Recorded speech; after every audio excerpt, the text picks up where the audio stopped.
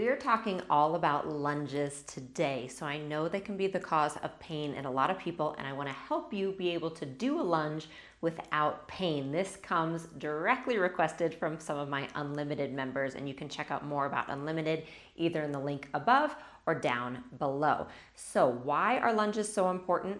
I am going to show you. So I, as a physical therapist, really teach people a lot how to get on and off the floor independently. It's something that we want to keep as a skill throughout life. Tell me if this looks familiar to some of you. You're on the ground, you have a hard time getting up, you find yourself here and into a squat, and then you lift up and just hope that you can get your hands to your knees and not fall as you stand up. That's a common strategy and not a very good one long term. Let me show you a better one. You're on the ground. You are able to bring one foot forward, and what does this suddenly look like? A lunge, but you're here in a nice balanced, safe position. You can come all the way up. That is why lunges are so important to me. So let's talk about the 3 things that you can do in a lunge to help them feel a little bit better and hopefully avoid pain. I want you to have either a chair or the kitchen counter or even just a wall close, okay? Don't be afraid to use those. It's really important that you feel safe and comfortable in this form so that you can do them correctly and get the most benefit. So first is a chair or just a kitchen counter for some balance.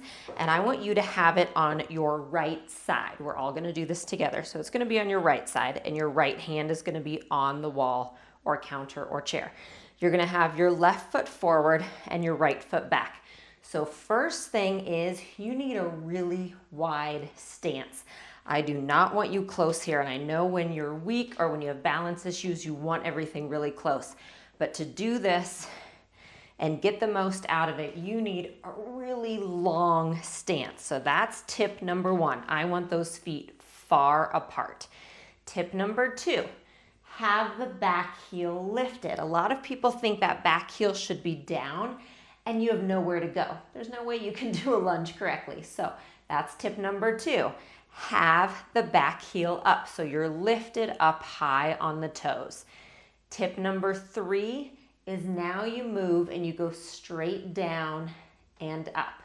So what I like to teach is something called a static lunge. That's what this is, where we just go down and up. We're not walking, we're not returning to center. That can come later. This is somewhere you can start that feels a little safer to your body. And I teach this in almost all of my workout videos and variations of this. So again, check that your stance is really long and wide, okay? Number 2, back toes stay up. You'll notice they stay up the whole time. Number 3, your body is straight up and down. Now let me show you what something incorrect would look like.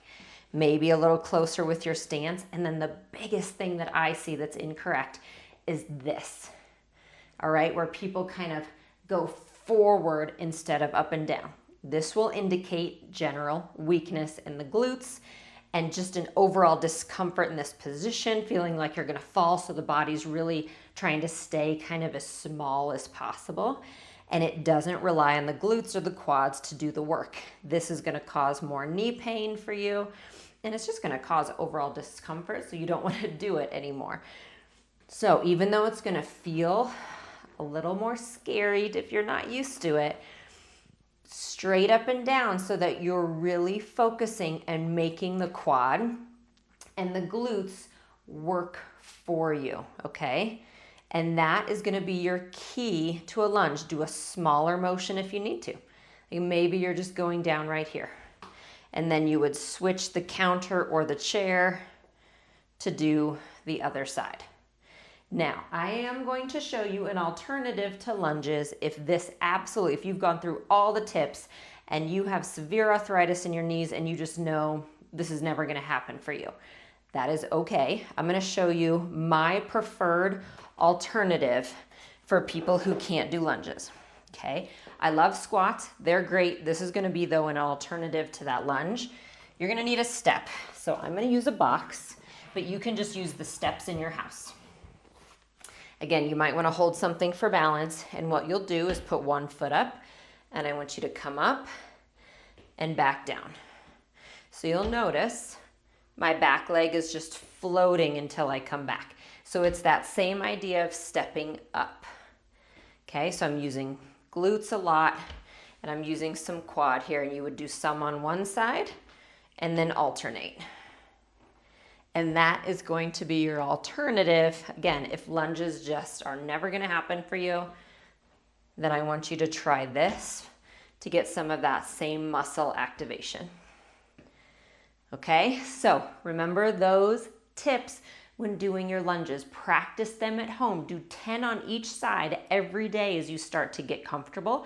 Do it as a physical therapy program. Give yourself some homework to really get stronger in those motions, so that then it carries over into the workout videos you want to do, so that you feel more confident, you feel stronger in your daily activities. That's what I want for you.